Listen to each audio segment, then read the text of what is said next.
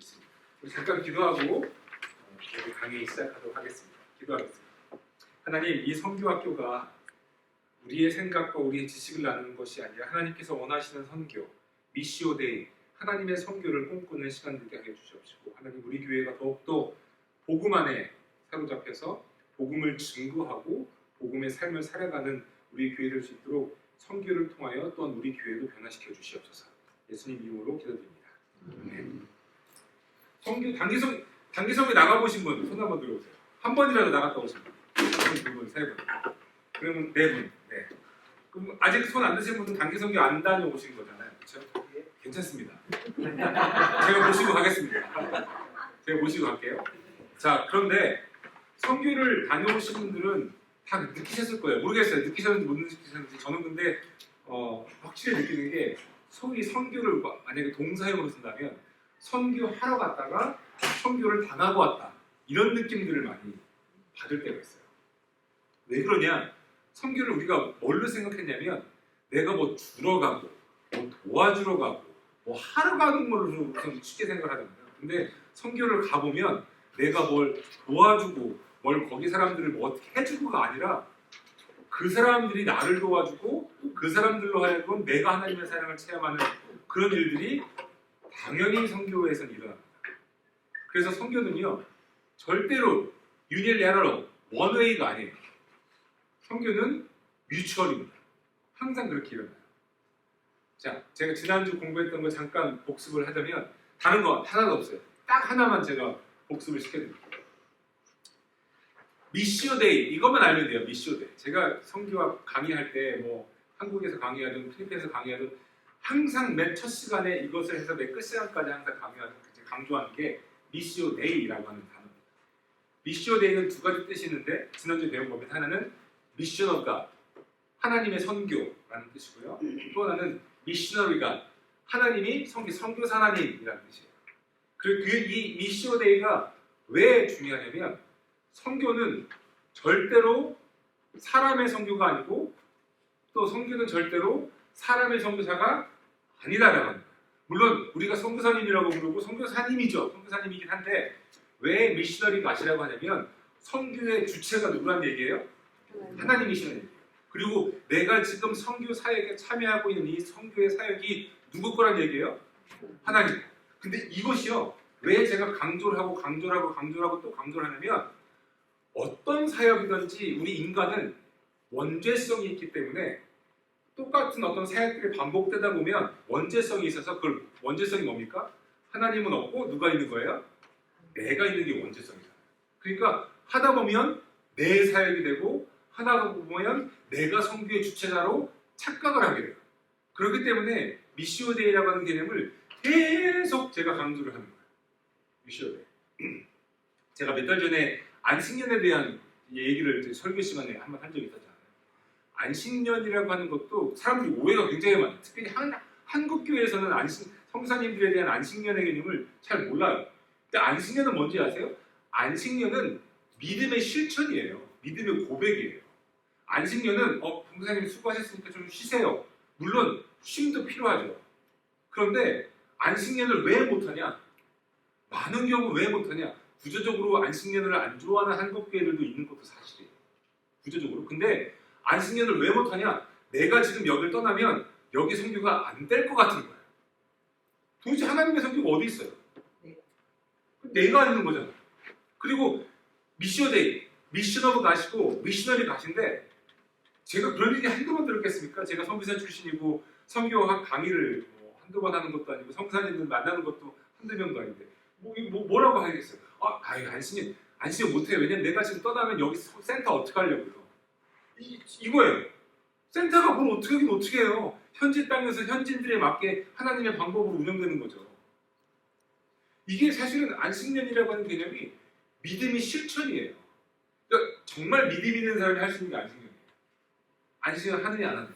단순히 그러니까 저는 필리핀에 선교사로 나갈 때 기독교 대한감리회 한국감리교회 파송 선교사로 나갔는데요. 교단 파송 선교사로 이제 나가고 저희 파송교회가 있고, 그다음 저를 파송해준 선교회가 있습니다. 그러니까 교단 있고 선교사가 있고 파송교회가 있고 파송 이제 그 선교회가 있죠. 저는 빌립 선교회라고 하는 선교회 소속이었어요. 가면은 교단에서 뭘 이야기하냐면 선교사는 만 4년이 지나면 6개월 안식년을 하든지 아니면 7년 연속으로 사역할 때는 1년 안식년을 할 수 있어요. 근데 강제를 못해요. 왜냐면 화성교회가 별로 안 좋아해요. 뭐 아무것도 안 하는 것 같은데 우리가 왜 월급을 줘? 왜 그렇게 생각하는지 아세요? 선교를 믿음의 그 안식년을 믿음의 실천으로 못 보기 때문에 그래요. 못 보기 때문에. 사실은 저는 만 4년을 하고 6개월 안식년을 안 하는 대신에 그냥 바로 철수하고 이제 미국에 이제 신학 선교를 공부하러 왔지만 그 4년이 한 텀이에요. 기독교 대학교. 왜냐면 4년 동안 생각해 보세요. 우리가 이민자로 와서 미국에 사는 거는 이민자로 와서 살아가는 거잖아요. 근데 선교사로 어느 나라를 갔다라고 하는 거는 뭐예요? 미션이 있는 거잖아요. 미션. 하나님의 선교를 내가 하나님 선교에 동참하고 참여하는 미션이 있는 건데 4년 동안 선교 사역을 하다 보면은 어떻게 됩니까? 지치죠 당연히요. 그런데 하다 보면 또 뭐가 있어요? 열매가 있어요. 그런데 지치는 거는 안식년을 위한 어떤 익스큐즈가 될 수 있잖아요. 나 지쳐서 이제 안식년 해야 되겠어. 될 수가 있잖아요. 열매가 안식년을 방해하는 것이 될 때가 있어요. 열매가 있네? 이게 안식년 하면 안 되지. 조금만 더 하면 더 열매가 있겠는데? 그런 개념이 도대체 하나님의 성교라는 개념이 어디냐면 그렇기 때문에 열매가 있어요? 그래도 좀만 더 하면 열매가 더 생기겠는데 라고 하는 시각조차도 이거는 미시어돼. 하나님의 성교야. 하나님의 성교사야. 그러면 오케이 하나님 저 믿음의 실천으로 안식년 갑니다. 안식년을 가게 되면 어떻게 권고하냐면요. 선교지하고 연락을 딱 끊는 거예요. 딱 끊고 6개월이든 1년이든 그곳에서 하나님이 어떻게 역사하시는지를 안식년 끝난 다음에 와서 보는 거예요. 놀라운 일이 생깁니다. 놀라운 일이 생깁니다.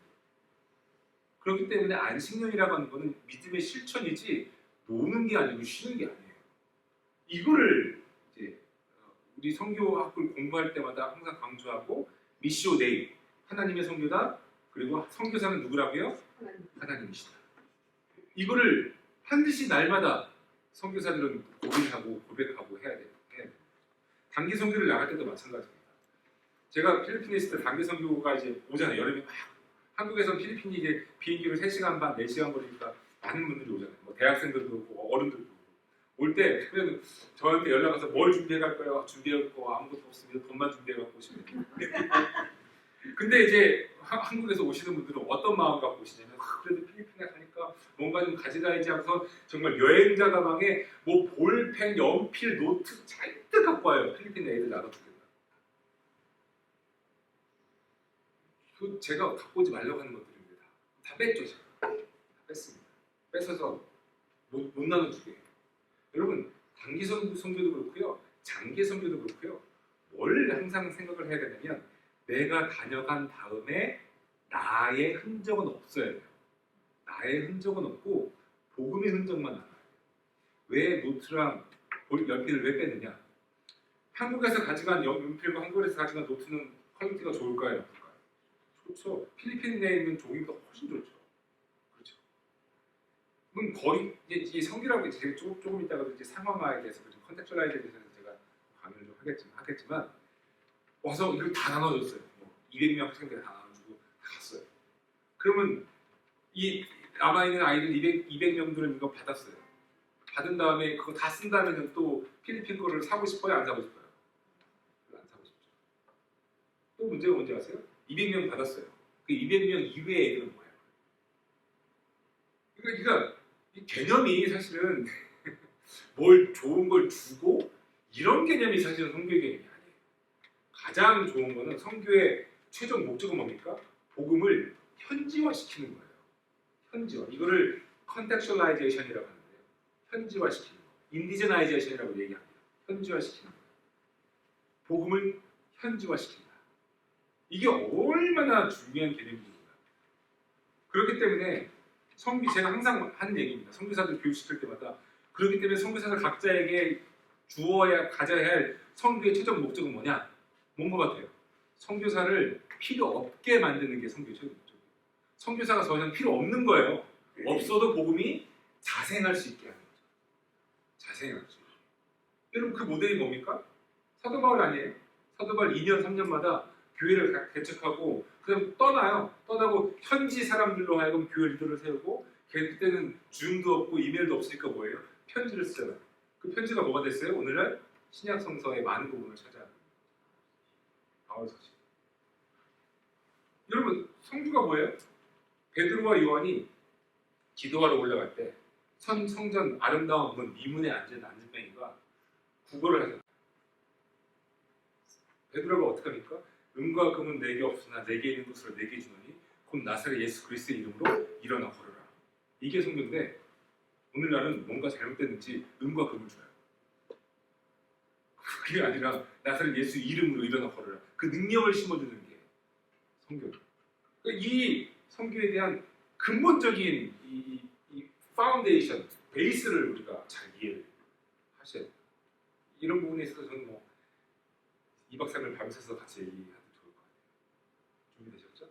시간적으로는 아까 이제 그 하나님의 모든 것을 의뢰하고 의지하고 하는 부분에 대해서 이야기하는 책임감이잖아요. 책임감 없이 떠나는 뭐 아니면 스스로가 어떤 하나님을 그걸 못 믿어서가 아니라 어떤 그 책임감 뭐 이 부분에 늘 갈등을 하는 부분. 그렇죠. 최선을 다해야죠. 제가 오늘도 오늘 강의도 그 내용을 썼어요. 지난주에 우리 공부했잖아요. 성규는 하나님의 초대이고 우리는 하나님께서 하신 일에 대한 증인으로 서는 거기 때문에 성규에 참여하는 것은 의무가 아니라 특권이라고 얘기했잖아요. 특권이라고 해서 아무것도 손 놓고 하나님 알아서 하실 거야. 이게 아니죠. 그 안에서 최선으로 증인으로 설 수 있도록 최선을 다해야 되는 건 당연한 거죠. 책임감이. 그래서 선교사들이 사실은 이제 저는 참 감사한 게 4년 짧은 기간 동안의 선교 활동이었지만 저는 이제 선교지에서 선교를 하다 보면 거기에 매몰돼요. 선교사님들이 정말 조심해야 될 부분. 현실적으로 제가 말씀드릴까요? 선교사님의 사모님들의 70% 이상 우울증을 많이 겪어요. 왜냐면 저희 아내는 그래도 좀 내면이 좀 강한 사람이라서 근데 나중에 얘기 들어보니까 저희 집사람도 그런 걸 경험했더라고요. 왜냐면 사모님들 같은 경우는 집안에서 아이 키우고 이러고 있죠. 근데 뭐 한국처럼 자유롭게 나가서 친구를 사귈 수 있는 그런 상황도 아니고 뭐 선교사님들이 밖에 나가서 막 이렇게 하지만 제가 무슨 말씀 드리고 싶냐면은 선교사들이 뭐 선교사들과 사모님도 그렇고 선교지에서 계속 있다 보면 어떻게 되냐면 정서적으로 영적으로 매몰되는 경우가 많죠. 그런데 저는 참 감사하게도 저희가 속해 있었던 빌립 선교회 선교회 목사님들이 정기적으로 방문해 주시기도 하고 또 1년에 한 번씩 컨퍼런스 참석차 한국에 가게 되면 빌립 선교회에 소속되어 있는 선교사들끼리 모여서 저도 선배 선교사들이잖아요. 선배 선교사들이 자기의 노하우, 실수, 실패, 은혜 받은 걸 나누면서 굉장한 자연적으로 선교사 재교육이 일어나요. 매해마다. 굉장히 중요한 부분이에요. 그래서 지금 정말 말씀해 주신 것처럼 하나님의 선교이지만 내가 최선을 다해야 되겠다. 내가 뭔가 미스하는 부분이 뭔가 있었구나. 이런 부분은 내가 좀 더 노력해야 되는 부분이 있었구나라고 하는 어떤 그런 이니시에이트를 여러 선교사님들한테 많이 받았었어요. 제 동료 선교사님들, 또 선배 선교사님. 그래서 1년에 한 번씩 한국에 나가는 게 기쁨이었죠. 왜냐하면 부모님을 뵙는 것도 기쁨이지만 그렇게 저 1년을 저를 돌아볼 수 있는 시간이 있습니다.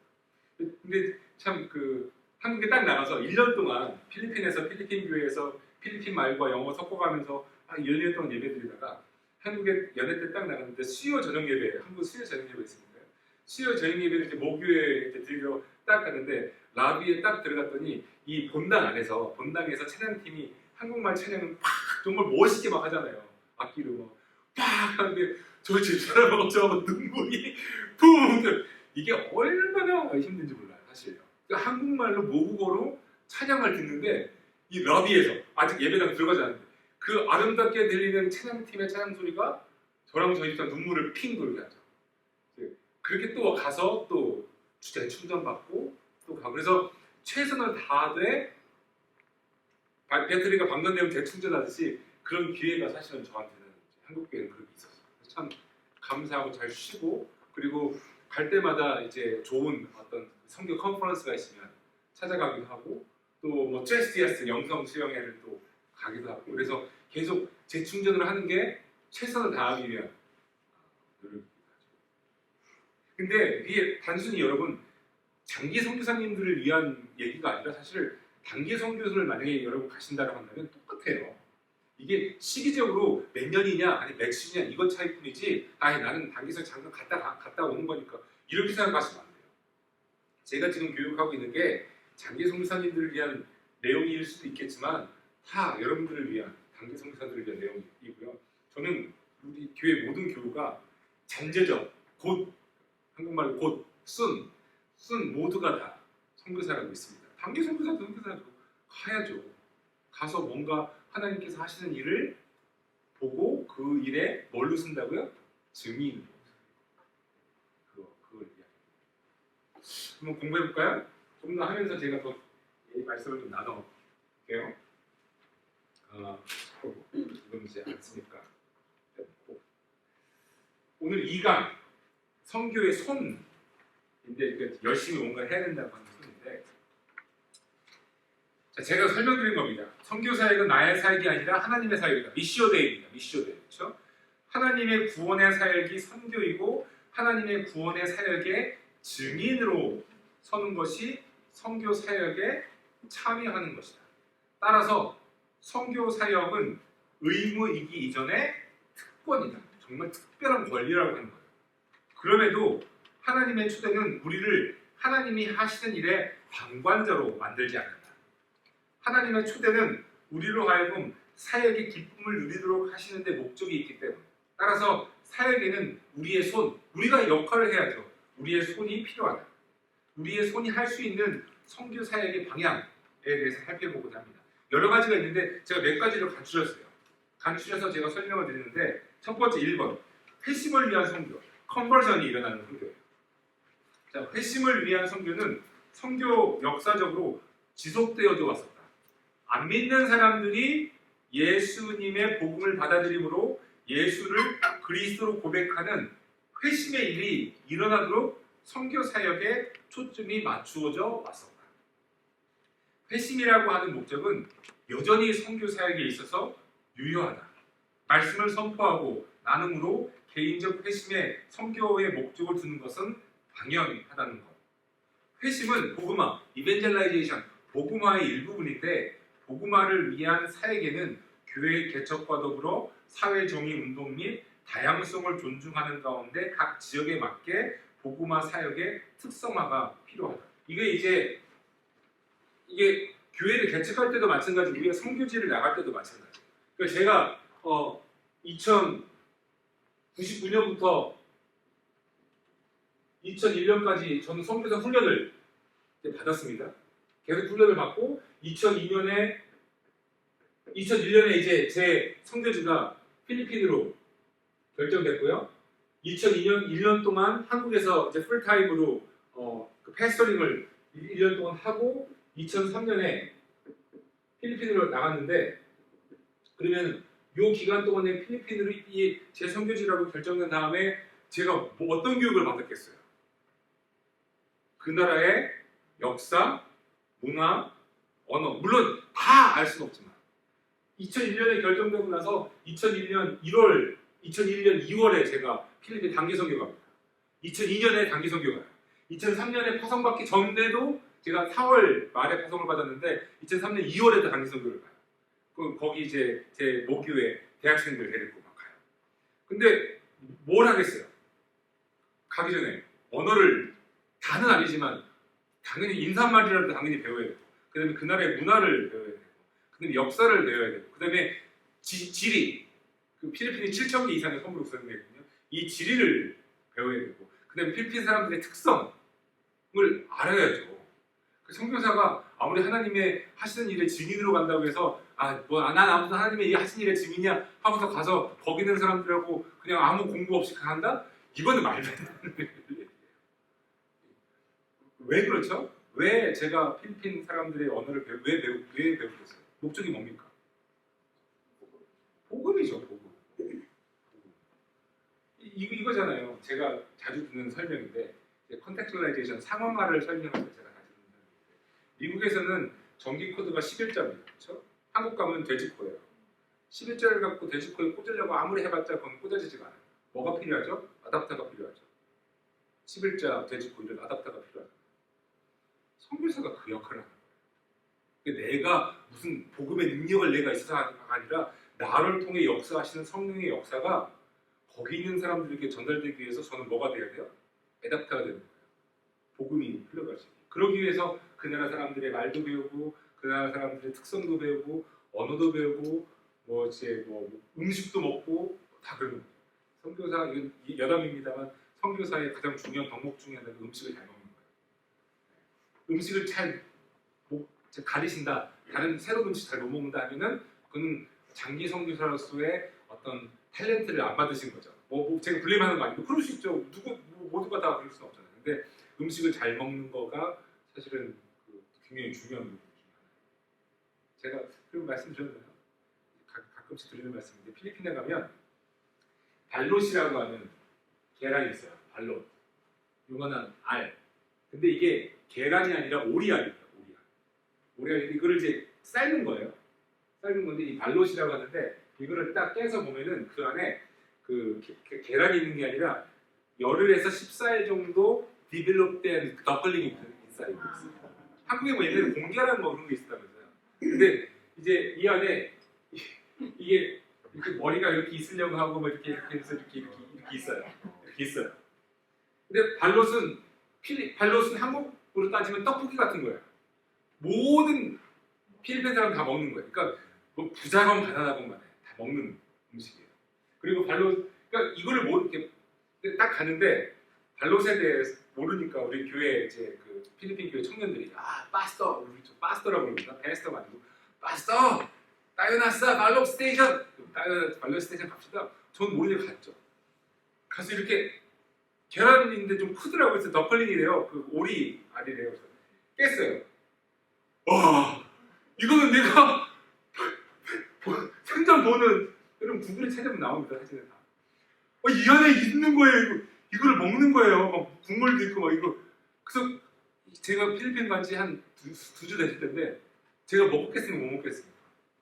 못 먹었어요. 이게 도저히 마음의 준비가 안 되는 거예요. 이거 제가 아무리 음식을 안 가려도 그래서 야, 내가 미안한데 내가 못 먹겠어. 걔는 파스타 괜찮다고 자기들이 막 제가 다 사줬죠. 사주고 집에 왔는데 그날 저녁에 이렇게 제 방에 이렇게 앉아 있는데 너무 한심한 거예요. 선교사가 이 땅을 사랑해서 선교하러 왔는데 이 사람들이 먹는 돼지 국민 음식을 내가 못 먹어? 이건 말이 안 되잖아요. 그래서 이거 먹어야 되겠다. 아니 사람들이 먹는 건데 왜 내가 못 먹겠어? 사람들이 안 먹는 거면 내가 못 먹겠지만 사람들이 다 먹는 건데 내가 꼭 먹어야지 결심했어요.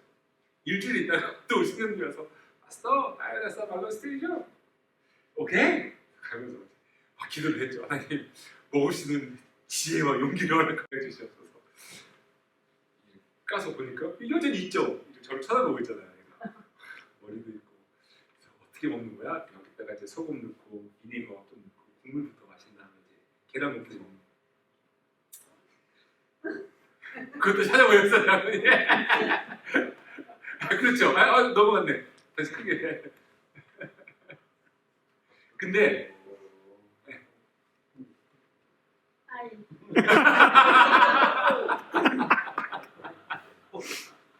그래요. 제가 정말 거기 이 발로디 집중해서 그 음식, 그 국물을 마셨는데 그때 계란국 맛이 나더라고요.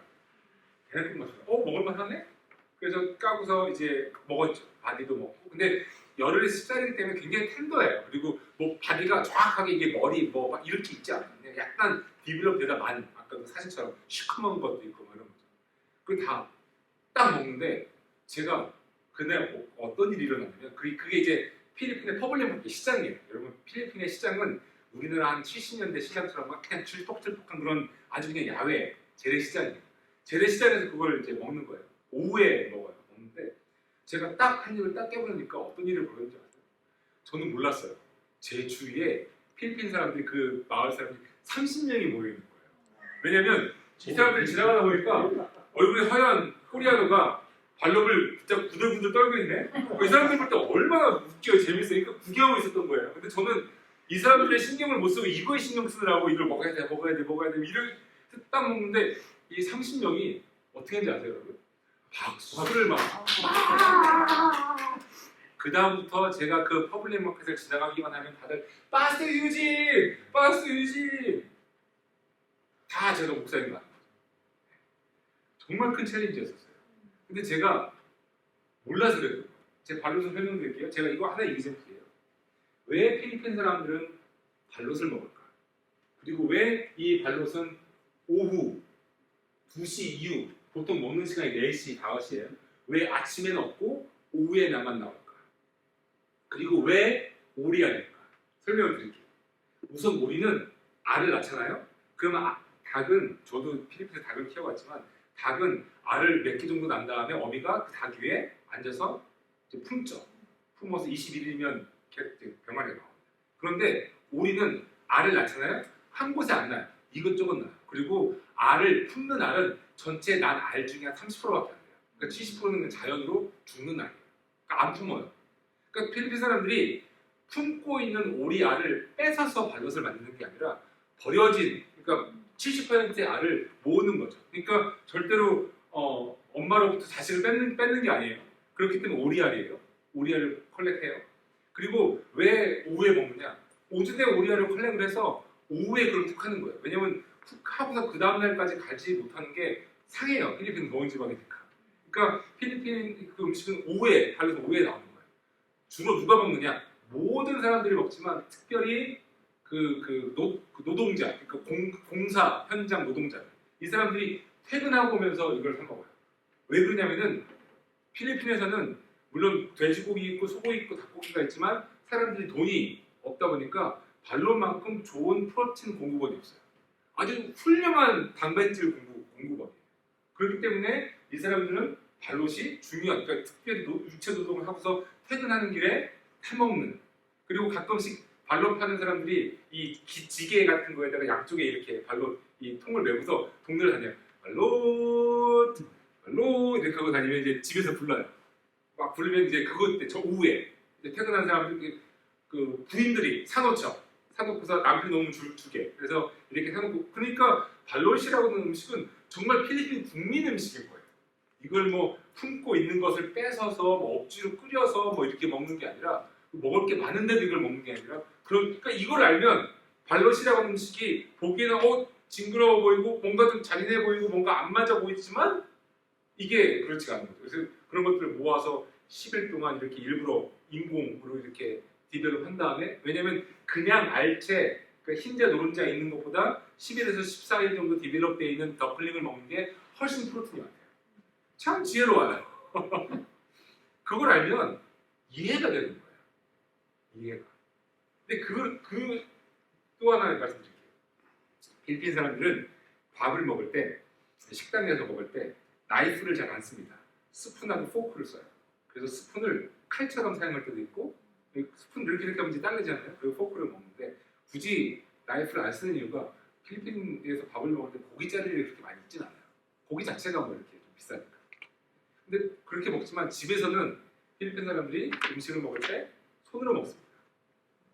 저도 손으로 이제 잘 먹어요. 맨 처음에는 손으로 먹을 줄 몰라서 5손가락 다 지저분하게 막 이렇게 먹게 되는데, 이게 기술이 생기면 손가락 3개로 다 깔끔하게 이렇게 먹어요.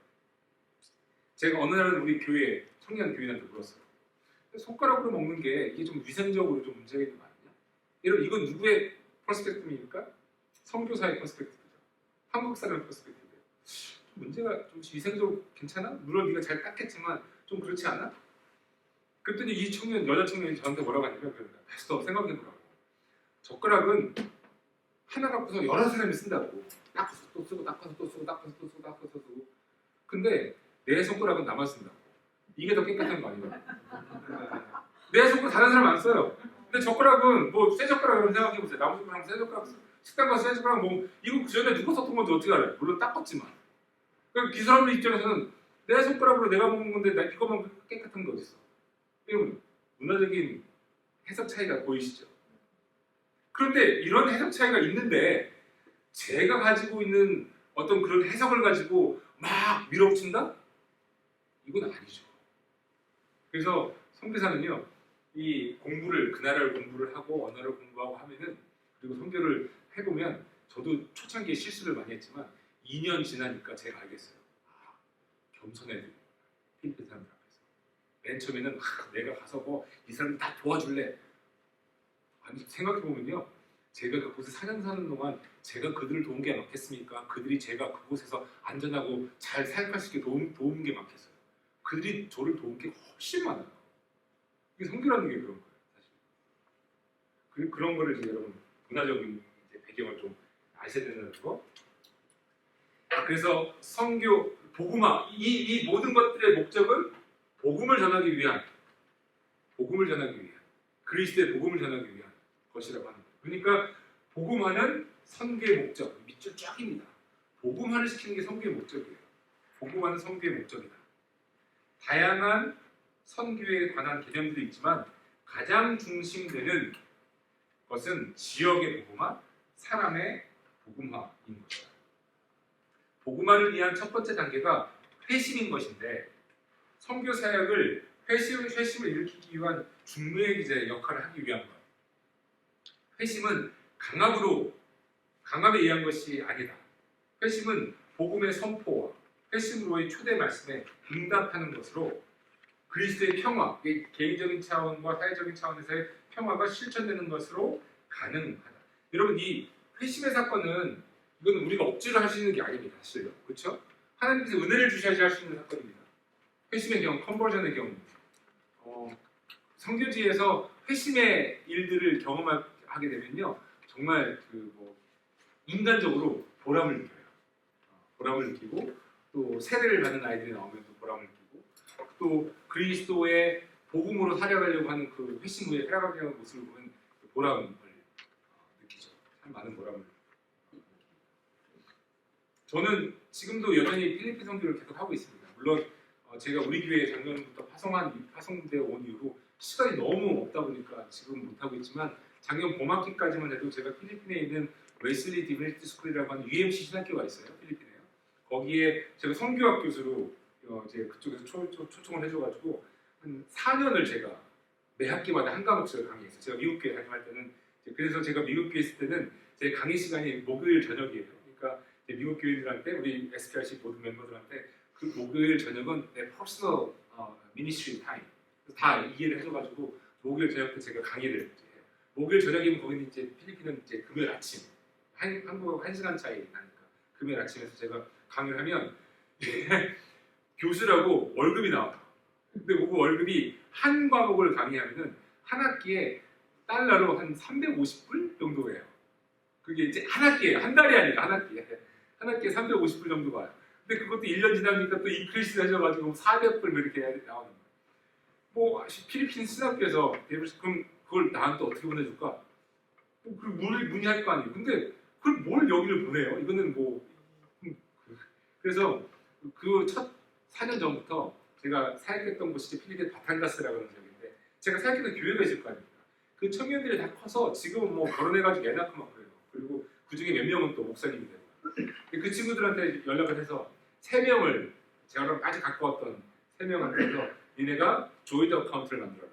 조인트 어카운트를 만들었어요. 자기 필리핀 바탄가스 지역 조인트 어카운트를 만들어서 3명의 이름으로 어카운트를 만들고 제 한 학기 월급은 거기로 들어갑니다. 지금 그래서 4년 동안 모았어요. 모아가지고 그걸 갖고 이제 어떻게 쓸까는 이제 같이 3명하고 제가 결정을 해야 되는데 작년 가을부터 제가 강의를 못 하고 있어요. 그래서 월급이 좀 안 들어와요. 좀 제 미안하긴 한데 뭐 저는 한번 이런 건 해보고 싶어요. 만약에 제가 기회가 돼서 필리핀에 단기 선교를 간다.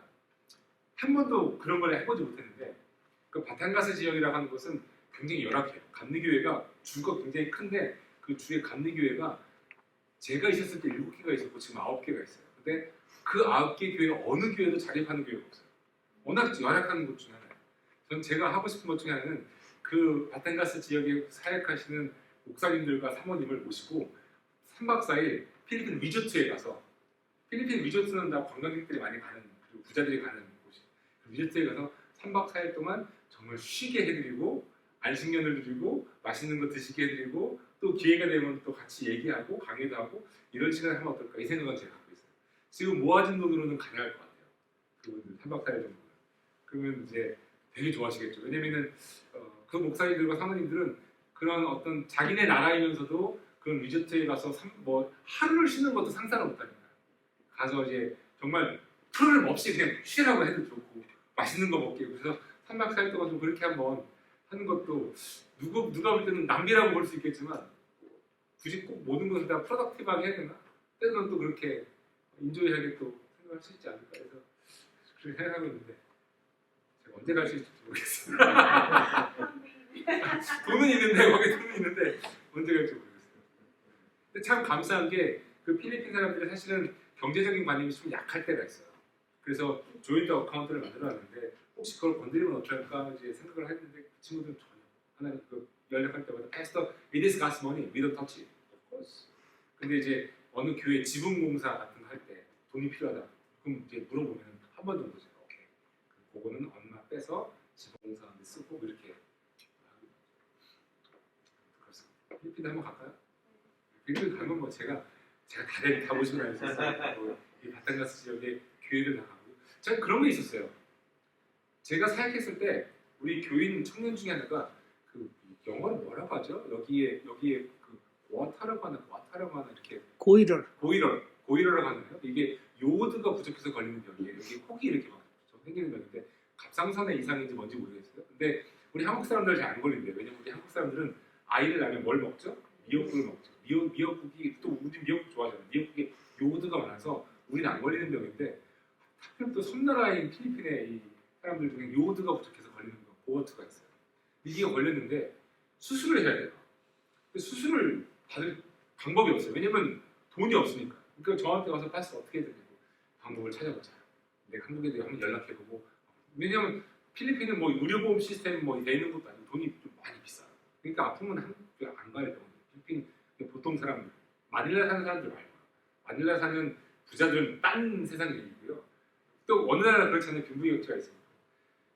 그래서 이 친구를 위해서 기도를 하고 점점점 이건 부풀어 오르는데 너무 감사하게도 소식이 들린 게 캘리포니아에서 미국 의사 선생님들이 단기 선교 오는 거예요. 한 10명 정도 되는. 근데 저희가 있었던 그 마타스나커이라고 하는 조그만 마을로 오는 게 아니라 차로 1시간 20분 정도 떨어진 바탄가스 시 큰 병원으로 오는 거예요. 그 소문이 다 퍼졌겠죠. 오케이. 빨리 신청해라. 수술 받자. 그래서 신청을 했어요. 그 수술 날짜가 돼서 이제 제가 데려가요. 와, 저는 여러분 아마 전쟁 때는 보셨을 것 같아요. 전쟁의 상황.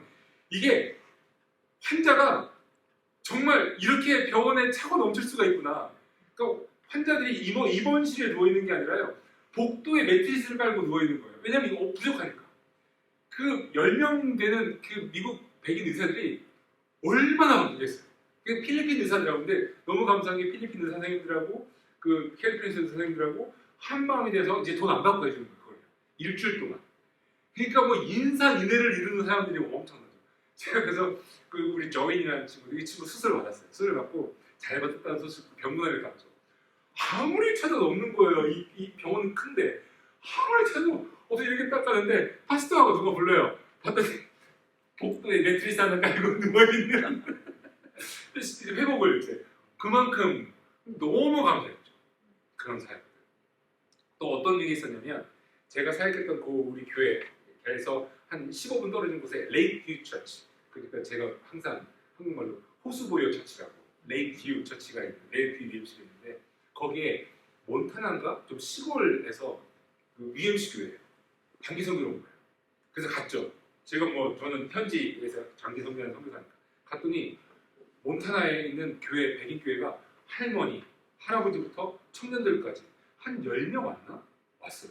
제가 그때 미국 사람들한테 놀랬던 게 뭐냐면 나이에 상관없이 할머니든 청년이든 똑같이 사역하는데 그때 그분들이 그 레이프 처치에서 했던 사역이 뭐냐면 두 가지였습니다. 하나는 세 가지였어요. 하나는 교회 건물이 있는데 교회 옆에 담이 없었어요. 담 세우는 거 하나, 그 다음에 교회 겉에 페인트 칠하는 거 하나, 또 하나는 안에 의자 고치는 사람.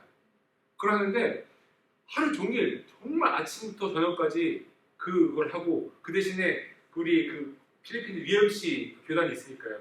감리사님하고 그 목사님하고 제가 뭘 했냐면 점심 준비해주고 저녁 준비해주고 현지 음식으로 정말 일주일 동안 와서 사역을 하는데 나중에는 뭐 하냐 마지막에 이제 필리핀 사람들이 그런 걸 잘해요. 오퍼레이션을 잘해요. 그 호스보여교회잖아요. 그 호스가 딸레이라고 있는 호스가 있는데 몇 년 전에 이제 벌키나 백크럽 된 같은 집에 크랙된 그 크럽션이 있었던 그 호스예요. 거기 호스가에서 정말 갈릴리 같아요. 갈릴리오스가 그런 거지 않을까? 필리핀 사람들이 물고기 굽고 딜라피아 굽고 또 돼지고기 굽고 해서 이제 어프리시에이션 마지막 날 어프리시에이션 이렇게 하는데 이제 큰 이제 그 하얀색 도화지로 손 지장 다 이렇게 찍어서 기념을 남기고 필리핀 사람 다 찍고 근데 일주일 동안 또 정이 얼마나 들었겠어요. 그 사람들이 필리핀 사람들하고 담 쌓고 페인트 칠하고 의자 고치고 하는 거.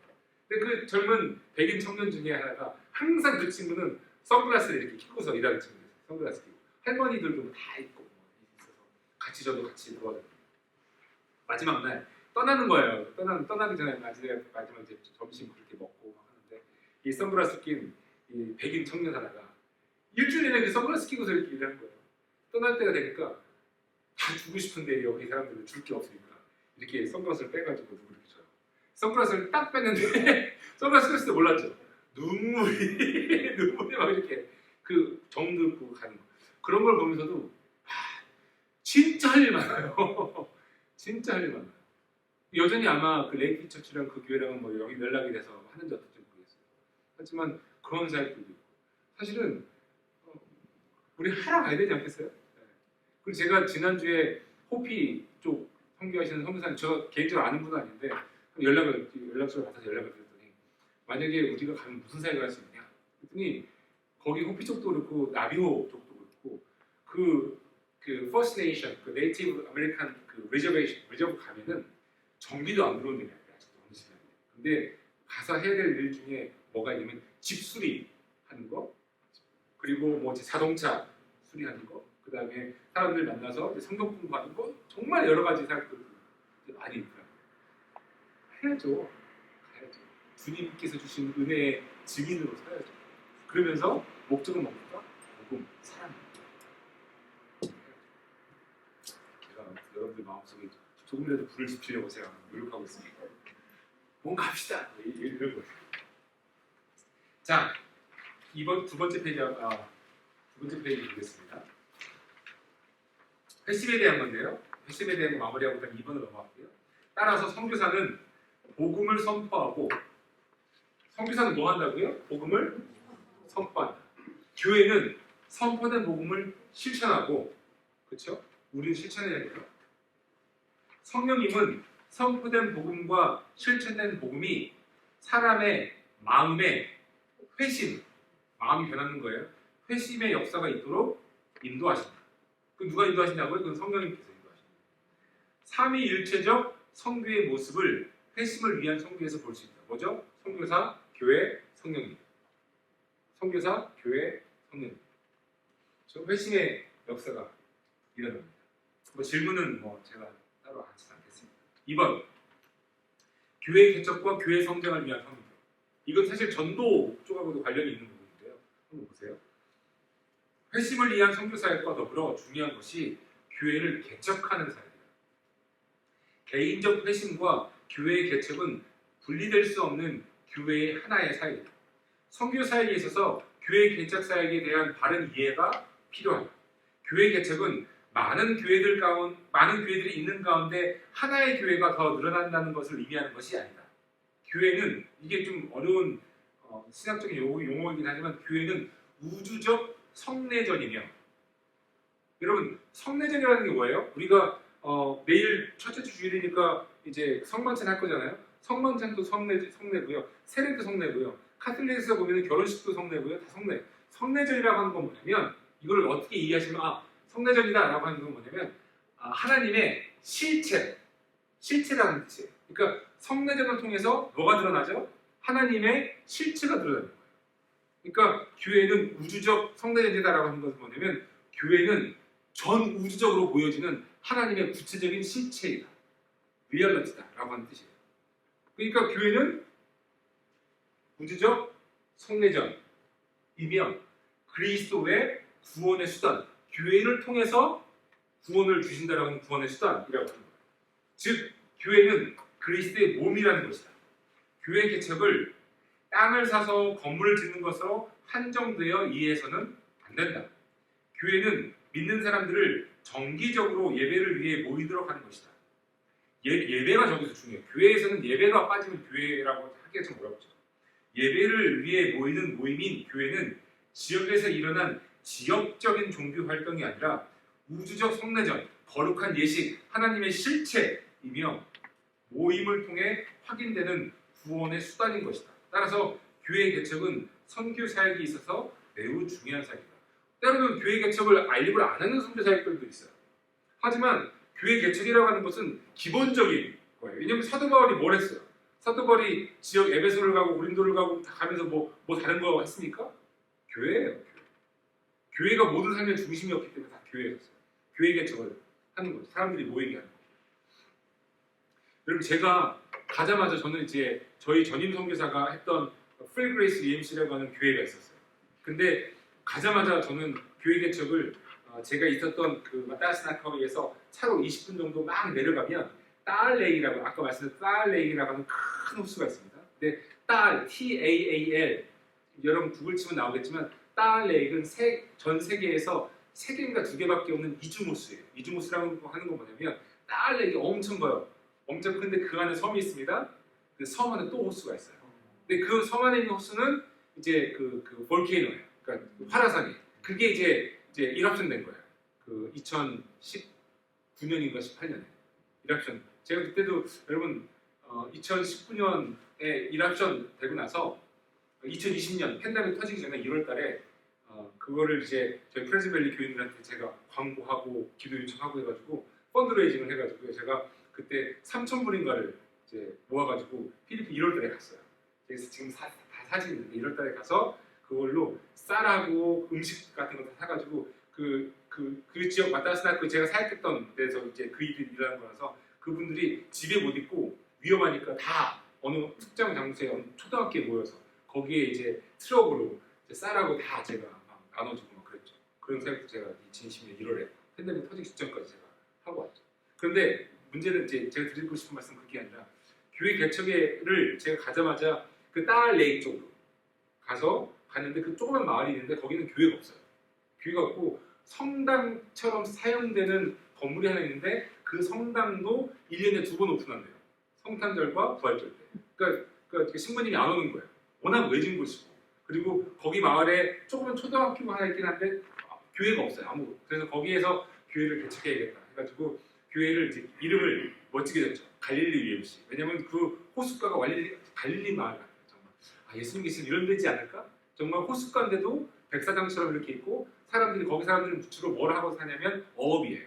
딸레이까지 고기 잡는 사람들이에요. 그러니까 갈릴리 UMC라고 이름을 짓고 개척을 해야 되는데 문제가 있어요. 왜냐면 집을 렌트를 해서 개척을 해야 되는데 집 하나가 나온 거예요. 그럼 거기에다 개척을 해야 됩니다. 그래서 계약서를 이제 쓰면 되니까 우리 교회 청년들한테 얘기해가지고 필리핀은 뭐 이렇게 법적으로 뭔가 완벽하게 이런 거 아닙니다. 그냥 알아서 해 그러면 해요. 거기는 아무튼요. 그래서 하기로 했어요. 그리고 계약서 쓰면 돼요. 그런데 이번 주에 주일날 예배를 이제 개척 예배를 드려야 되는데 그 집이 안 비는 거예요. 2주 그 다음 주도 안 돼요. 그래서 제가 저희 교인 청년들 불러놓고 왜 안 비냐 알아봐라. 그래서 알아봤더니 문제는 이 집에 필리핀 집은 뭐 다 그렇지 않지만 시골은요 돼지를 많이 키우는 집도 있는데 돼지를 집 밖에서 키우기도 하고 집 안에서 키우기도 해요. 그러니까 돼지가 이렇게 있으면 집 가운데를 갈라서 여기는 사람 사는 곳, 여기 돼지 있는 곳 이렇게 해요. 근데 이 집을 못 비우는 이유가 이 돼지를 못 치우는 거예요.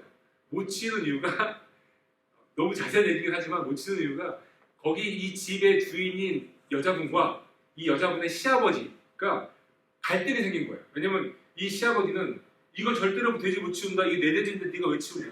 아버님 이걸 치워야 우리가 월세를 받지 않습니까? 그래서 돼지 때문에 이게 예배를 못 드리고 있는 거예요. 돼지 때문에. 그래서 기도하면 하나님 이거 돼지가 치워질 때까지 기다려야 되나요? 하는데 아니더라고요. 제 마음속에 어떤 마음이 드냐면 교회는 예배이지 장소가 아닌 거예요. 예배이다. 이거 사탄이 방해하는 것 같은데 오케이. 예배 드리면 되지. 장소를 여기 달려. 그래서 제가 풀그레이스 EMC 교회 아침에는 거기 가고 오후에는 이제 갈릴리 교회 가는데 아침에 가서 예배 드리면서 우리 다음 주 주일날 갈릴리 EMC 개척 예배 드린다. 장소는 우리 집 해가지고 그 다음 주 주일에 거실에 저희 집에 아주 조그만 집이었는데 저희 집에 필리핀 청년들하고 한 20명이 모였어요.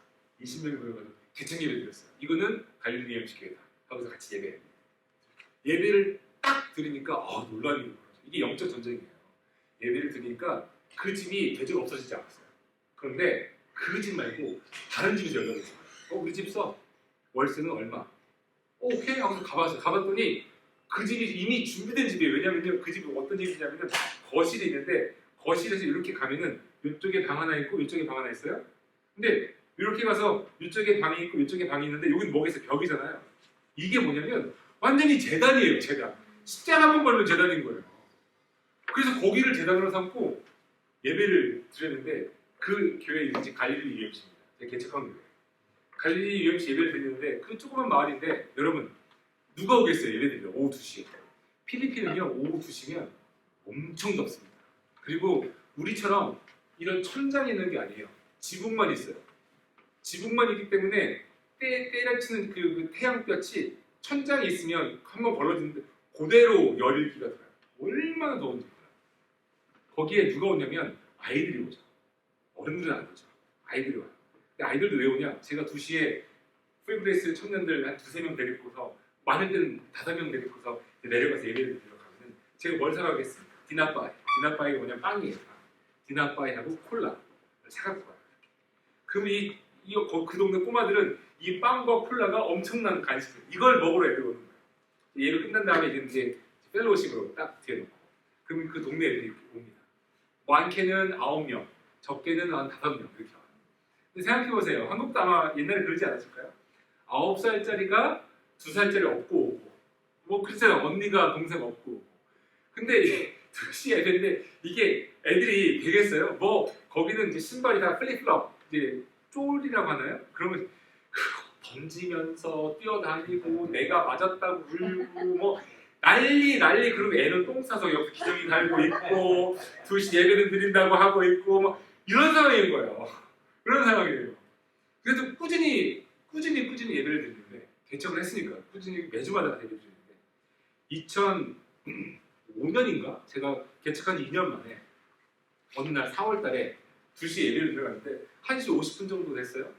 뻔하죠 뭐. 예배 10분 남았는데 우리 풀그레이스 온 청년들은 뭐 찬송가 준비하고 뭐 촛불 뭐 세워놓으려고 하고 뭐 이렇게 준비하는데 꼬마들은 뭐 플립플랍 막 눈앞에서 슬리퍼 막 날라다니고 뭐 애 울고 뭐 누구 어디 갔네 하고 남자 가서 빵 몇 개 사왔냐고 묻고 정신이 없는 그런 상황인데 4월달이 너무 필리핀은 4월달 4월달 여름에 너무 더운 거예요. 여러분 그때 너무 더우면 어떤 일이 일어나지 아세요?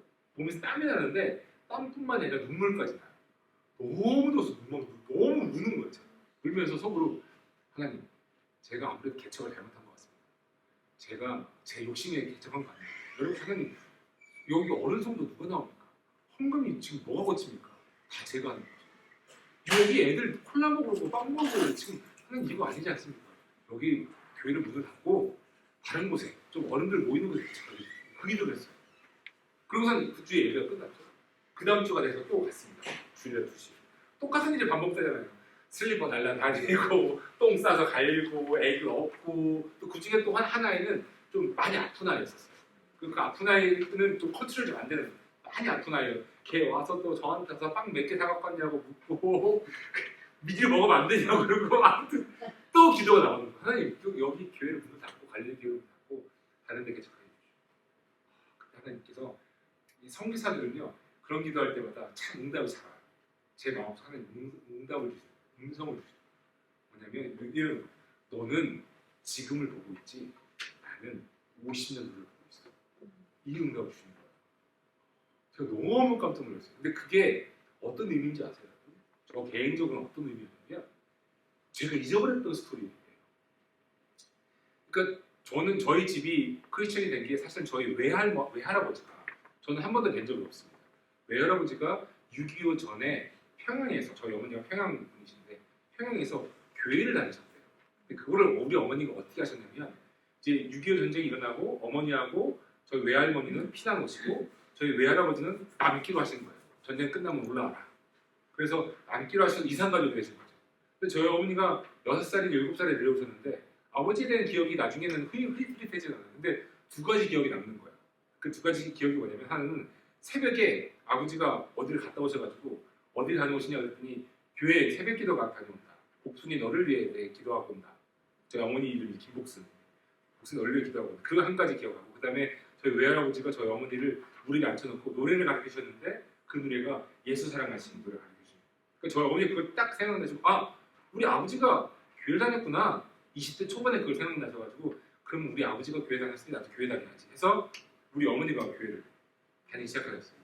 그리고선 예수 안 믿는 저희 아버지를 만나셔가지고 이제 두 분이 하다가 맏며느리를 왔는데 맏며느리는 예수쟁이지 뭐 아버지 집안은 예수 안 믿지 이런 얼마나 집안에 갈등이 있었겠어요. 근데 여러분 아시잖아요. 복음은 항상 이깁니다. 그렇죠? 그래서 저희 아버지 집안이 다 예수 믿게 되고 근데 보세요. 저희 어머니 아들이 둘인데 저는 저희 형이 있는데 그 중에 하나가 선교사가 돼가지고 필리핀에 선교를 하고 있는 거예요. 그러면 우리 외할아버지는 알았을까? 본인이 평양에서 교회를 다니고 있는데 내 자손 중에 하나가 선교사가 돼서 필리핀에 선교를 하고 있을까 하는 걸 아셨을까? 몰랐죠. 모르는 거예요. 근데 하나님 아셨을까? 몰랐을까요? 아셨죠. 그거예요. 너는 지금을 보고 있지 나는 50년을 보고 있어. 50년을 보고 있어. 근데 지금 이렇게 슬리퍼 던지면서 기저귀 갈고 있는 애들이 어떻게 쓰임 받을지 아니면 이 아이들의 자손을 통해서 어떻게 쓰임 받을지는 모르는 거예요.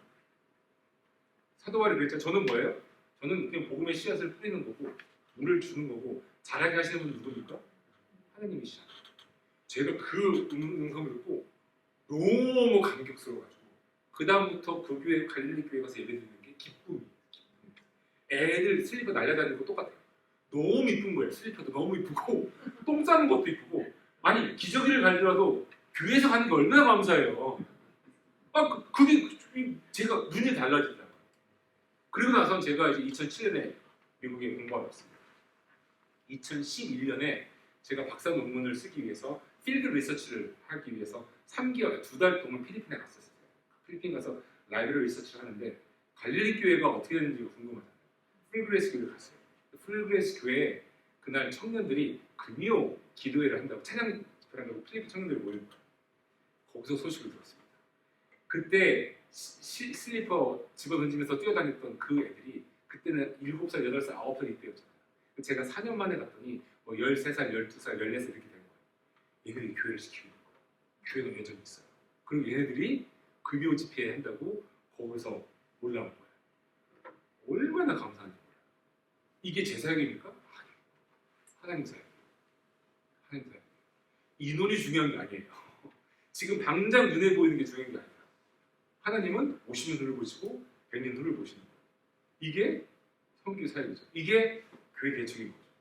그러니까 교회 개척이 뭐 아무나 할 수 있는 거 아니에요. 그렇지 않아요. 교회 개척은 건물이 아닙니다. 건물은 예배이고요. 예배를 통해서 그 모습이 우리 눈에는 빵 먹으러 오는 애들, 콜라 먹으러 오는 애들처럼 보일지 모르겠지만 그렇지 않습니다. 그 안에서 하나님의 역사가 있습니다.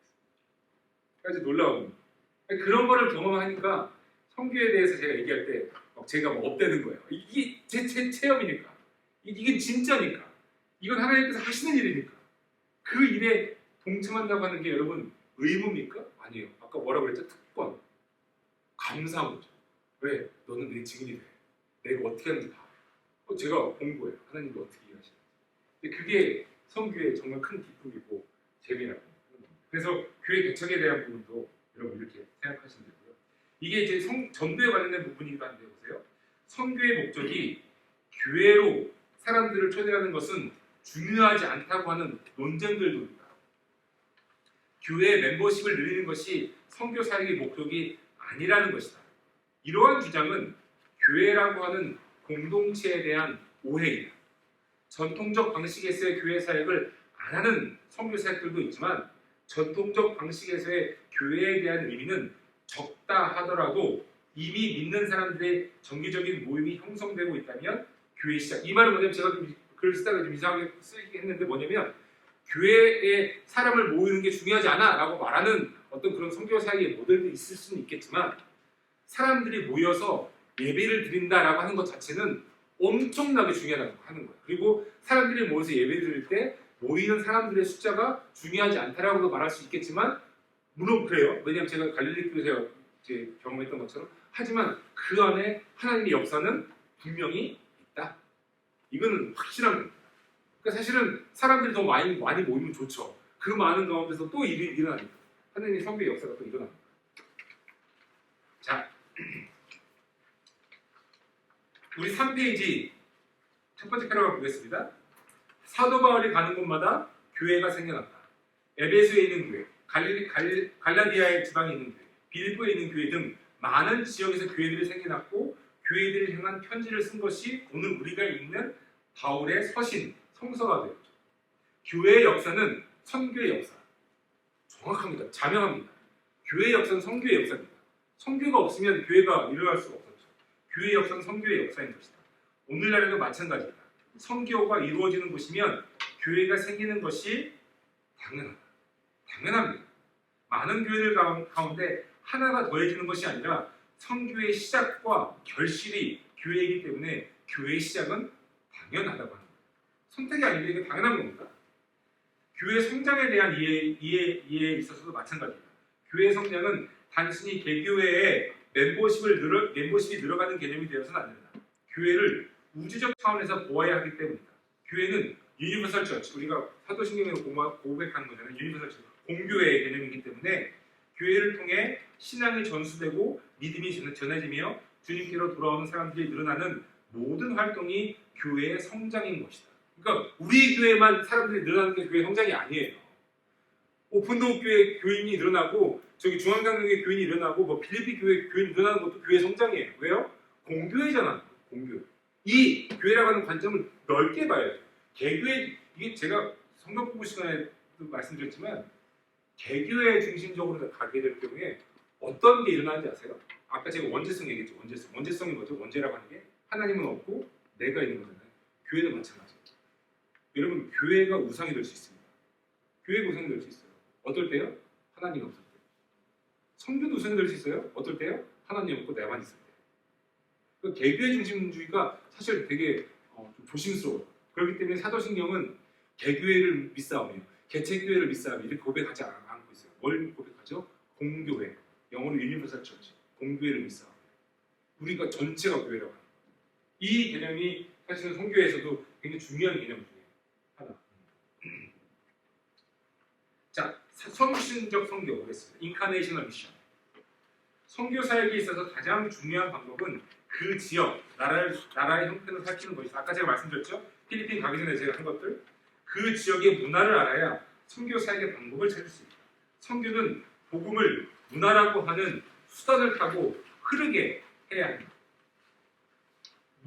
즉 복음을 문화 속에 들어갈 수 있게 하는 것이 복음의 상황화, 컨텍츄얼라이제이션이라고 하는데 복음의 상황화는 자기 문화적으로 둘러싸인 옷을 벗고 상대 문화의 옷으로 갈아입는 것을 의미한다. 이게 사실 선교 미시알러지에서 굉장히 어려운 부분 중에 하나인데 제가 지금 그냥 쉽게 여러분들을 위해서 쉽게 설명을 드릴게요. 자, 여기에 김유진 선교사가 있습니다. 제가 어느 나라를 갔어요. 근데 제가 들고 간 복음은 어떤 복음이겠습니까? 예수 그리스도의 복음이긴 하지만 뭐가 된 복음이에요? 저는 누구죠? 한국 사람. 그렇죠? 한국에서 태어났어요. 한국에서 신학교육 받았습니다. 미국에서 신학교육 받았습니다. 그러니까 저는 뭐예요? 웨스터나이즈되어 있는 사람이에요. 그럼 제가 갖고 있는 복음은 어떤 복음이 있어요? 문화적으로. 서구적 문화. 그러니까 이게 서구적이라고 하는 게 한국적, 서구적 다 똑같습니다. 그게 뭐냐면 설명드리면 복음이 여기 있습니다. 변치 않는 복음이에요. 제가 여기 쓴 거는 이제 코어 가스펠이라고. 정말 복음 그 자체. 코어 가스펠이 이렇게 있어요. 근데 이 코어 가스펠이 뭘로 둘러싸여져 있냐면 저에게는 뭘로 둘러싸여져 있냐면 한국 문화, 또 미국 문화, 그리고 신학적인 제 퍼스펙티브가 어떻겠어요? Westernized perspective to see the theology. 신학적인 제 시각도 서구화되어 있죠. 그러니까 저는 문화적으로 뭐예요? 서구화된 문화예요. 자, 이게 누구냐면 이게 김유진이에요. 이게 김유진입니다. 근데 이 김유진이 예를 들어 필리핀에 갔다고 합니다. 필리핀에 제가 전해야 될 게 겉에 거를 전해야 됩니까? 속의 걸 전해야 됩니까? 속의 거잖아요. 그러면 제가 지금 설명드릴 상황을 설명드릴 때 제가 이거를 뭐라고 표현하냐면 이걸 옷이라고 표현합니다. 옷. 자, 이제 옷 벗어. 그래서 저는 이제 코어 가스펠이라고 하지만 이거를 다른 말로 하면 네이키드 가스펠이라고 해요. 완전히 애국만 있는 그 네이키드 가스터. 김진도 옷 벗어. 어떤 옷 벗은 거예요? 한국 문화로 쌓여 있는 복음이에요. 미국 문화에 쌓여 있는 옷, 서구화된 옷을 벗어요. 벗으면 뭐가 남죠? 이게 남죠. 이거를 어떤 옷을 입히는 거예요? 필리핀 문화의 옷을 입히는 거죠. 옷을 입히는 거예요. 이거를 여기서 중요한 이해가 뭐냐면 많은 학생들이 헷갈려하는 게 뭐냐면 이것에 새로운 옷을 입힐 때 이것의 변형이 일어나면 됩니까 안 됩니까? 안 되죠. 이거 변형이 일어나기 쉽게 되는 현상이 뭐냐면 혼합주의예요. 혼합주의. 싱크리티즘이라고 하는데 혼합주의가 복음을 변형시켜요. 근데 제가 지금 드리는 말씀은 혼합주의가 아니라 컨텍츄얼라이제이션, 상황화를 설명드리는 거예요. 여러분 대표적인 혼합주의가 뭐가 우리 교회도 있습니다. 혼합주의. 분당에 있어요. 촛불은 혼합주의는 아니죠. 다른 거, 촛불 말고 뭐가 있어요? 혼합주의 있어요. 우리 UMC에도 있고요. 우리 교회도 있어요. 혼합주의. 뭔가 복음화가 뭔가 섞었어요. 뭔가 같으세요? 성족이 태극기 있잖아요. 왜 성족이 태극기가 있어요?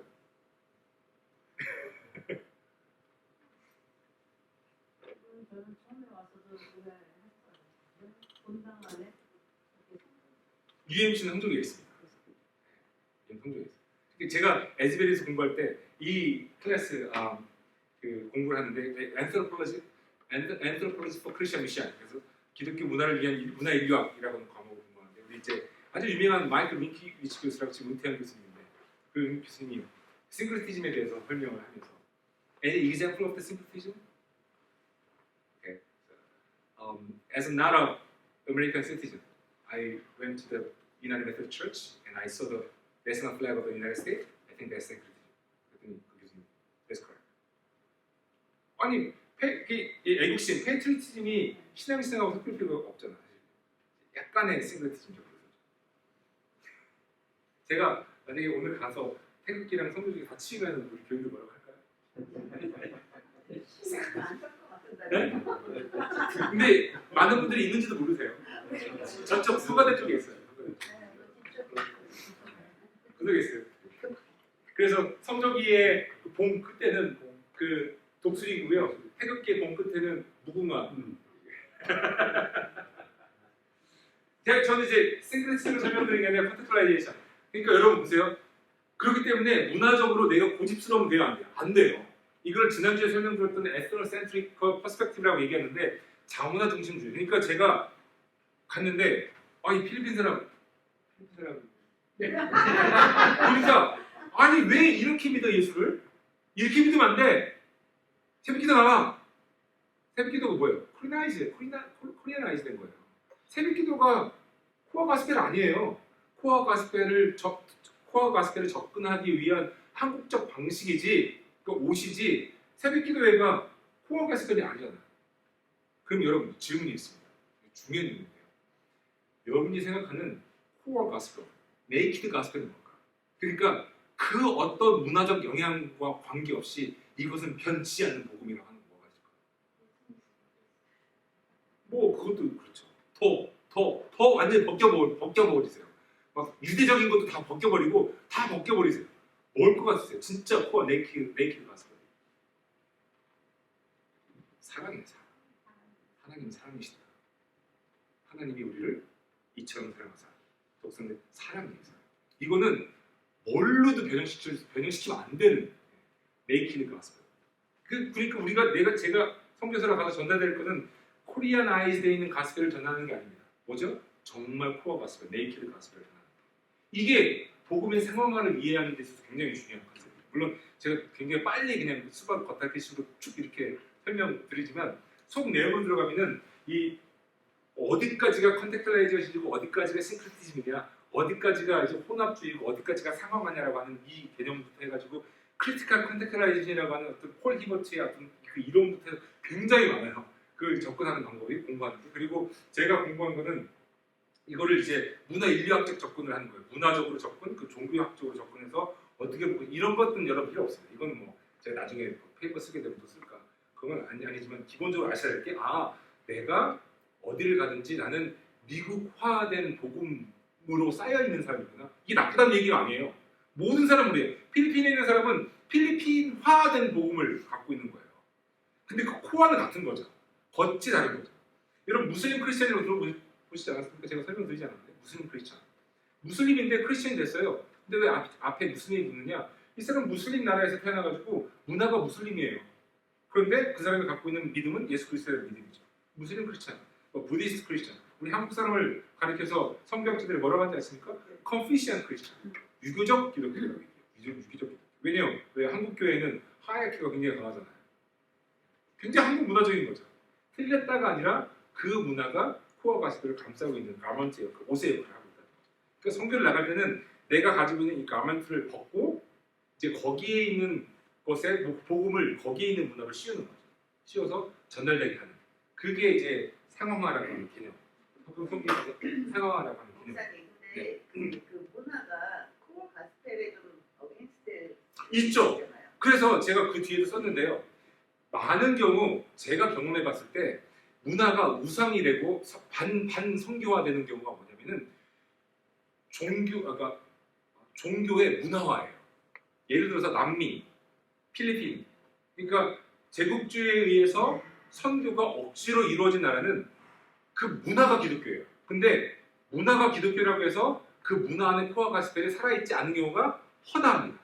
그럴 때 이게 이제 제가 여기서 쓴 건데 컬처럴라이제이션, 그러니까 종교의 복음의 컬처럴라이제이션. 이 컬처럴라이제이션은 제가 만든 용어예요, 사실. 제가 논문 쓸 때 제가 만들어서 교수님한테 이게 다 허락받고 쓴 말인데 나중에 또 누가 썼더라고요. 그러니까 복음이 문화화되는 게 굉장히 위험해요, 사실. 그래서 권사님 말씀처럼 문화하고 어게인스트가 돼야 돼요, 사실요. 많은 부분에 있어서. 물론 이제 그건 이제 크라이스트 앤 컬처라고 하는 그 라이더 드 리버의 그 옛날 책이긴 합니다. 5가지 유형이 있지만 그것까지 제가 설명드리지 않겠지만 문화가 때로는 그러니까 복음이 때로는 문화를 타고 흘러가요. 그래서 내가 살고 있는 삶의 어떤 패턴을 타고 복음이 흘러오는 건 당연해요. 그런 것도 있지만 많은 경우 복음이 문화를 어게인스트 해야 되는 경우도 많이 있어요. 왜냐면 계속 타고만 가잖아요. 그럼 그때 이제 컬처럴라이제이션 되는 거예요. 컬처럴라이제이션. 그런 것도 제가 밑에 좀 썼습니다. 성육신적 모델을 설명하면서 볼게요. 쭉 읽어 나갈게요. 선육신적 선교는 예수님의 선육신, 인카네이션을 선교적 모델로 삼고 있다. 선육신적 선교 모델을 살펴보면 다음과 같다. 말씀이 육신이 되었다. 그렇죠? 육신이 되신 말씀이 이게 이제 육신이라고 하는 옷을 입은 거예요. 말씀이. 그렇죠? 말씀이 육신이 되신 말씀이 인류를 변화시켰다. 이것이 예수님의 성육신의 사건이다.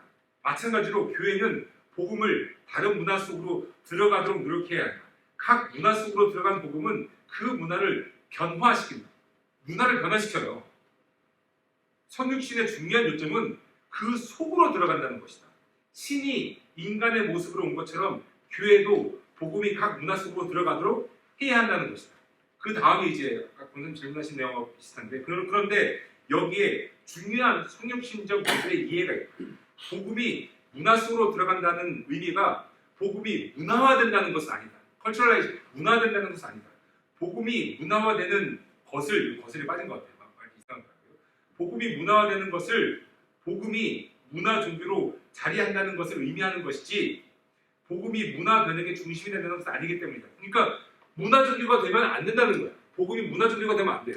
문화를 변혁시켜야지 문화 종교가 되면 안 된다고 하는 거죠. 문화 종교가 된 그 예가 남미이고 필리핀이에요. 제국주의 선교에 의한 그런 문화 종교가 되어버렸죠.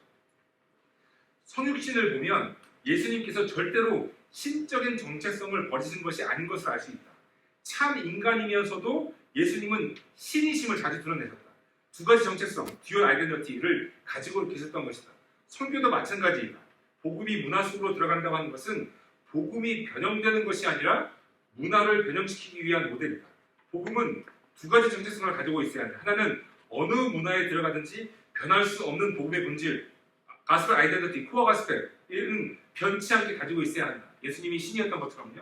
다른 하나는 어느 문화에 들어가든지 그 문화적 정체성을 갖출 수 있는 문화적 접근성, cultural accessibility를 가지고 있어야 한다. 문화라고 하는 옷을 갈아입지만 복음이라고 하는 몸이 변화되는 것은 아니다. 도리어 복음이 문화 속에서 변혁의 능력을 나타내야 하는 것이다.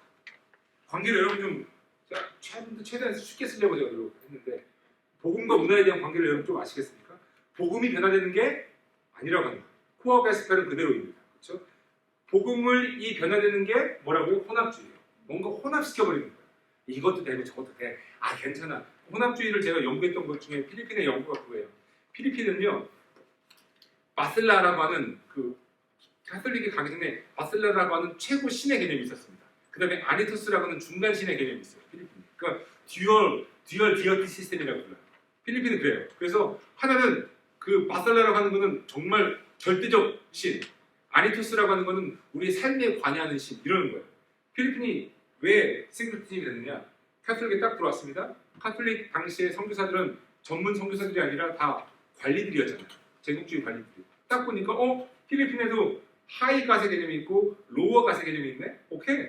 그러면 하이 가세 개념은 가, 하나님. 바스라는 가. 로우 가세 개념은 세인트. 이렇게 대체해버린 거예요. 그러니까 필리핀 사람들이 받아들이기 쉽죠. 너 우리 다 알아. 오케이. 하고서 필리핀에 있는 전통 폭 신앙과 카톨릭 신앙이 혼합되어 있죠. 그런 연구도 많이 있습니다. 제가 한 연구 중에 또 하나입니다. 혼합주의. 자, 그 사회 변혁 4번, 그 다음에 5번 재복음화는 뭐 각자 여러분 읽어보시고요. 제가 다 여러분 같이 안 읽어도 될 것 같고요. 질문 있으시거나 뭐 있으시면 한번 나눠주시겠어요? 10분 남았는데 쉬는 시간도 없이. 복음이 초기 우리나라 선조 초대 때 보면은 복음이 들어와서 특히 여성의 해방을 굉장히 여성들이 많이 해방되고 배우치는 기회도 많았고 그런 거 보면은 이 문화 속에서 변형의 능력을 일으킨 거죠. 그렇죠. 예. 네. 제가 경험했던 어떤 그런 선교의 답답함이 필리핀에서 답답함이 그거였어요. 그러니까 복음이 변혁을 일으켜야 되는데 필리핀은 문화가 마치 스펀지는 빨아들이는 거 스펀지 말고 뭐죠? 이게 탄력 있는 그래서 어떤 선교사가 복음을 가지고 빵 치면 이게 깨지든지 해가지고 뭔가 변혁이 일어나야 되는데 제가 필리핀 문화를 경험한 거는 빵 치면 쑥 들어갔다가 쑥 나와요. 아무도 안 깨지는 거예요. 왜 그러냐? 종교가 문화화돼서 복음이 문화화되고 있어요. 그러니까 제가 강하게 이게 그리스도의 복음입니다 착 하면 쑥 들어갔다가 쑥 나와요. 이게 너무 힘든 것 중에 하나예요. 제가 영적인 어떤 전쟁도 경험한 적이 있는데 이렇게 제가 낮에 이렇게 낮잠 자려고 누웠을 때 사탄의 모습이 보이는 거예요. 사탄의 모습이 필리핀에서 역사하는 사탄의 모습. 씩 웃고 있어요. 네가 아무리 해봤자 이런 거예요. 뭔가 싸우려고 컨프런테이션 싸우려고 하는 사탄의 모습이라고 한다면 복음을 가지고 뭔가 이게 깨지든지 복음이 깨지든지 한번 붙여보자 빵 해가지고 정말 복음의 능력이 변혁으로 나타나야 되는데 한국은 그런 모델이었죠. 왜냐하면 카톨릭 기독교가 들어가지 않았었으니까요. 그러니까 선교사들이 와서 당시의 사회적인 것이나 이런 걸 볼 때 복음을 가지고 빵 쳐가지고 이제 깨뜨리면서 뭐 물론 사이드 에펙트도 있었지만 빵 터졌지만 제가 필리핀 사역했을 때 어려웠던 중에 하나가 사탄이 웃고 있는 거예요. 네가 아무리 세게 쳐봐 쑥 들어갔다가 쑥 나와. 참 어려운 사역 중 하나예요. 그렇게 어려운 지역이 종교가 문화화되어 있는 지역, 그 복음이 문화화되어 있는 지역이 참 선교가 어렵습니다. 이미 다 알고 있어요. 예를 들어서 제가 필리핀 사람한테 저기 신방 가자 신방. 여기서 신방은 비지테이션이 아니라 따갈로그로 신방은 예배라는 뜻입니다. 신방 가자. 그러면은 그래요. 파스터, I know God created the world. I know Jesus Christ. I know. 그래서 그래요.